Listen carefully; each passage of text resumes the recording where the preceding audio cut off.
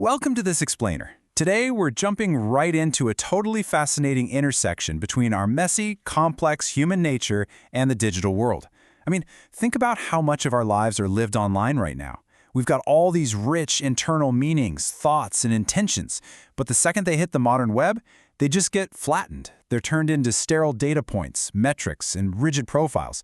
You literally go from being a complex human being to just, user 847 who clicks on shoe ads. So we're going to unpack a deeply human-centric protocol called the OMI Object Model, or just OMI for short. It's a framework that completely reframes how we manage our digital agreements and projections, keeping the focus exactly where it belongs, on the human. So have you ever felt like your digital profile is just missing the real you? It's a serious question, and we've probably all experienced it. You look at how a massive centralized platform represents you, your timeline, your metrics, your avatar, and you realize it's just a shadow. It completely misses your living context. The big problem we're facing today is that these centralized platforms own and flatten our digital identities. They basically demand that we surrender all our nuance to fit neatly into their databases. But what if we could interact digitally without giving up our sovereignty? Okay, let's dive into this. At the very heart of the OMI framework is something the creators playfully call the human comedy. It's basically the gap between OMI, on my intelligence, which is what I resolve internally, and IMO, in my opinion, which is how I appear externally. Think about it. Inside, I know exactly what I mean, like when I send a highly sarcastic text message. But the moment I express it outside myself, I become visible as an opinion, a signal, a behavior, or an avatar. I might be completely misunderstood, and suddenly my friend is furiously texting me back. The OMI framework doesn't try to erase this gap, though. It actually respects it. It provides a real bridge between what you know internally and how you're perceived externally. Section 1. The Bridge of Agreement, connecting the inside to the outside. Now, OMI can sound a bit dense and highly technical at first glance, but at its core, it's actually a wonderfully simple, human-centric philosophy to connect our inside world to the outside world. To make this bridge work, we have to totally redefine a word we use every single day: agreement. In OMI, agreement is not passive approval, it's not social consensus, and it's definitely not a majority vote. Agreement is simply the constructive moment a shared understanding gets recorded into a secure, structured format. Think of it like a highly intelligent mutual digital receipt. And here is the absolutely liberating part. In this framework, disagreement isn't a failure. Disagreement just means there's missing structure. It just means we need to build a new path or a new receipt so that the disagreement can exist safely without destroying the object itself. So let's look at how this plays out for an actual person. Consumers don't experience this protocol as complex math. The minimal consumer canon starts with simple, relatable, everyday human intent. I want to join this ride. I want to save this note. I want to mirror this event. Or even, I disagree with this claim. That raw human intent is the living action that kicks off the whole shebang. And this brilliantly illustrates the four-step pipeline used to translate human intent into a structured digital object. Step 1. It starts with your intent. Step 2. It gets bounded by a frame. Step 3. It reaches agreement, where it's validated and recorded. And finally, Step 4. Projection, where it becomes visible to others. The absolutely crucial takeaway here is that this pipeline handles your human intent without you ever having to surrender ownership to some central server. Which naturally brings us to the portals we use to view these objects. An open-world portal does not own truth. It simply projects accepted objects. You can think of these portals as normal-looking web apps. You'll browse through cards, profiles, maps, and event posts. But underneath, there isn't a massive tech giant hoarding all your data.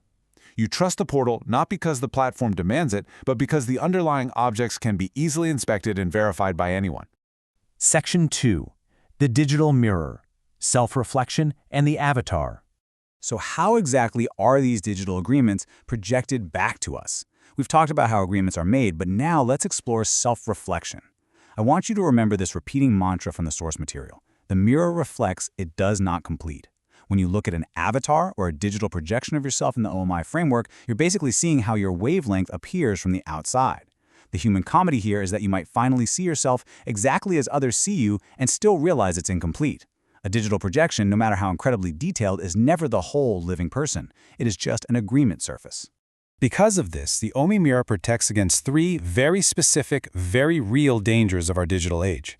First, the narcissus error, mistaking the reflection for the self. Come on, we've all seen dating profiles that fall into this trap. The mirror only shows one bounded appearance, not who you truly are. Second, the idol error, mistaking the avatar for the person. The avatar is just a carrier. You, the living, breathing person, are sovereign. And third, the metric error, mistaking inspection for judgment. A digital scan or profile might record a relationship, but it absolutely cannot measure your human dignity or worth. Now, what's really interesting about this slide is how it establishes absolute, blunt rules to protect you. Carrier is not authority. Projection is not validation. Visual trust is not protocol trust. It firmly establishes that an avatar or a really shiny interface is just a surface. The human being remains completely sovereign behind it. The avatar might show how you're seen, but it can never ever claim that what is seen is all that you are. Section 3. Sensing the human element. OmiSci and OmiCompass. So if the avatar is just the surface, how does the system handle actual living human interaction? Well, we use the deeper sensing layers of the protocol, starting with OmiSci. In physics, psi represents a wave function. In psychology, it represents the mind. Here, it's kind of like the vibe, or the wave state of an object as it's being interpreted. It is the agreement field between sensed reality and interpreted meaning. This ensures that human meaning is treated as a protected, living field state. It is not raw data. It is not corporate telemetry. It's the protected space where your personal intelligence and external opinion can safely meet. And to navigate this field, we have the OmiCompass. Before we make a claim, form a belief, or finalize an agreement, the OmiCompass orients our digital perception using 4 beautifully simple human principles: focus centers, attention follows, observation witnesses, experience remembers. It acts as a public lens to orient us. It asks, what am I actually focused on? What am I assuming here? What lived path produced this understanding? It essentially turns your private knowing into shareable framing without forcing anyone to conform to a rigid standard. This brings the difference in philosophies into incredibly sharp focus.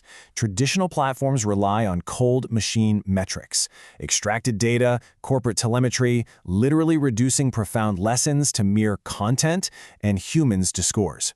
OMI, through its sensory layers, aims to protect human teaching. It recognizes that a teaching moment is a contextual, living relationship. It wants to preserve the warm, living wavelength of a human teacher, their gesture, their timing, their emotion, without replacing the human with a sterile AI metric. Section 4. Remembering without owning. As we wrap up this explainer, let's look at what this actually means for our digital future.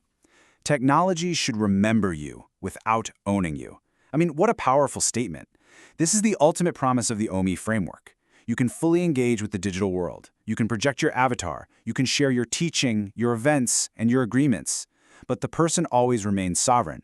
The agreement is just the bridge. You are never absorbed or captured by the platform itself. I want to leave you with this final, truly provocative thought. We spend so much time worrying about what artificial intelligence is going to take from us. But looking at the human-centric philosophy of OMI, we really have to ask, what if the future of AI was framed by people instead of extracted from them? Just imagine a digital world built on respectful bridges and honest mirrors, rather than cages and metrics.